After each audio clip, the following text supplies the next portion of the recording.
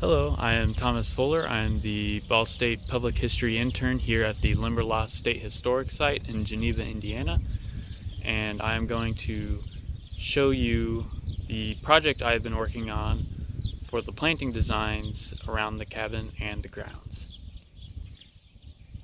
This was the home of world-famous Indiana author and nature photographer Gene Stratton Porter from 1895 to 1913. She incorporated the 13,000 acres of swampland that surrounded the cabin and the town of Geneva into her books, like A Girl of the Limberlost and Freckles. Ironically, the thing that helped build the cabin was one of the things that destroyed the Limberlost. Charles Porter, Gene's husband, struck oil on his property, which helped fund the cabin's construction. By the time she left Geneva in 1913, the Limberlost swamp was destroyed by the farming, logging, and oil industries.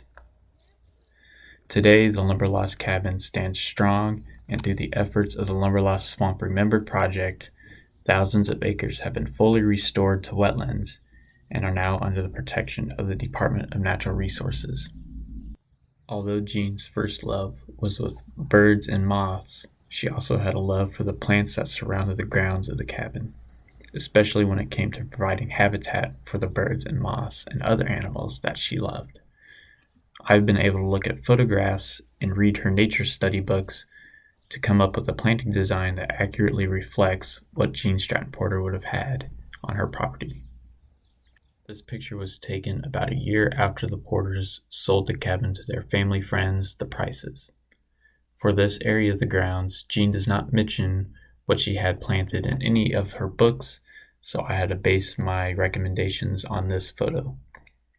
I was only able to make out a hosta in the bed between the porch steps. On the left side of the porch is a wisteria vine, and to the right side of the porch is a smooth sumac. Even further to the right of the picture, close to the well, is a snowball bush, which we currently have planted on site. In the bed between the porch steps, we are going to plant hostas closest to the steps on both sides. Then moving inward, we are going to plant blue-eyed Marys, one of Gene's favorites, and in the center of the bed, we are going to plant seasonal flowers like petunias and mums. Along the east side of the cabin, Gene mentions an orchard that was right outside the music room window. She mentions 2 apple trees specifically that were at the ends of the Dream Girl porch steps. We are not entirely sure where this photo of Gene's daughter Jeanette was taken, but since the tree she is in bloom, I can predict that it is some kind of fruit tree which would be in this location. So along this side of the cabin, we have a variety of fruit trees that she mentions, like apples, pears, plums, mulberries, cherry trees that we would like to plant in the future. On the south side of the cabin were La France roses. These were Charles's favorite flowers and took excellent care of them based on the size and how they are blooming in this photograph. The Porters also had a grape arbor as seen here. Currently, there are rose bushes in the same place as the previous picture, just smaller. The main difference is there is no grape arbor. This has been one of the items that I've been working on.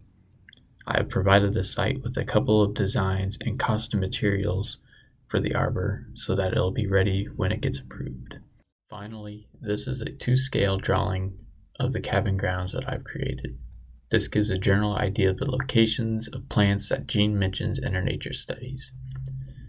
For this video, I mainly focused on plants that are around the cabin itself, but Gene also had numerous plants along the stone fence, providing habitat for many of the animals that lived on the property. I would like to thank you for watching my brief video presentation on my planting design project for the Limberlost State Historic Site, and I highly recommend taking the trip up to Geneva, Indiana to learn more about the incredible life of Gene Stratton Porter. Thank you.